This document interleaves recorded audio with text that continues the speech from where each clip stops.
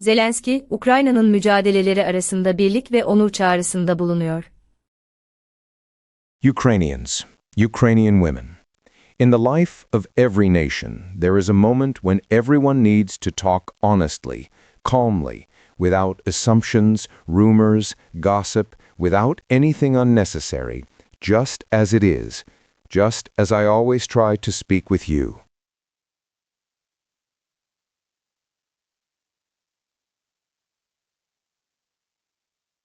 Right now is one of the most difficult moments in our history. The pressure on Ukraine right now is one of the heaviest.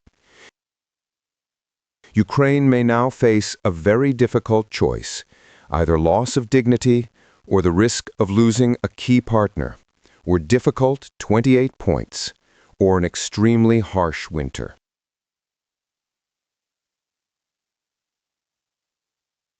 The hardest and further risks, life without freedom, without dignity, without justice, and for us to believe the one who has already attacked twice.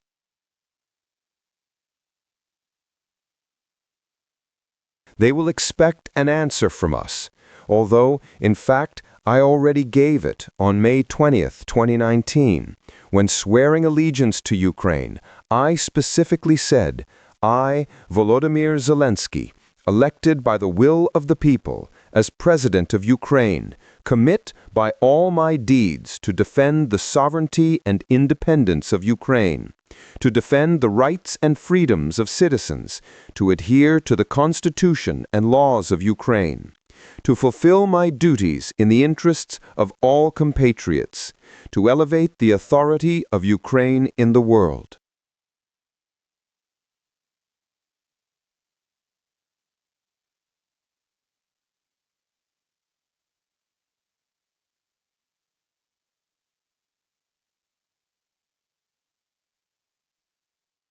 For me, this is not a procedural formality.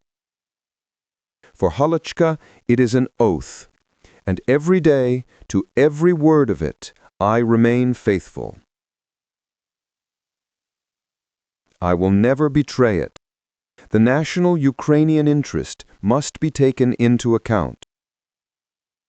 We do not make loud statements. We will calmly work with America and all partners. There will be a constructive search for solutions with our main partner. I will present arguments. I will persuade, offer alternatives, but we will definitely not give the enemy any reason to say that it is Ukraine that does not want peace, that it is Ukraine that is disrupting the process, and that Ukraine is not ready for diplomacy.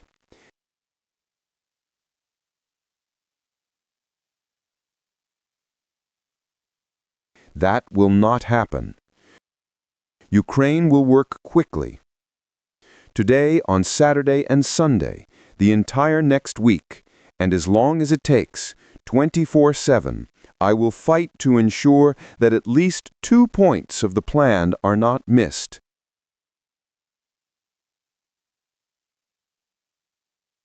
This is the dignity and freedom of Ukrainians, because everything else is based on this: our sovereignty, our independence, our land, our people, and the Ukrainian future.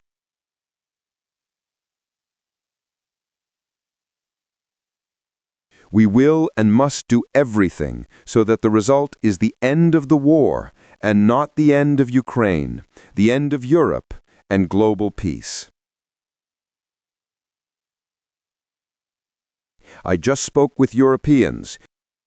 We are counting on European friends who clearly understand that Russia is not somewhere far away, that it is close to the EU borders, that Ukraine is now the only shield separating comfortable European life from Putin's plans.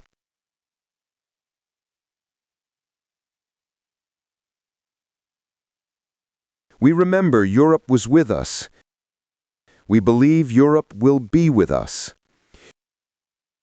Ukraine must not experience the déjà vu of February 24th, when it felt like we were alone, when no one could stop Russia except our brave people who stood as a wall against Putin's army.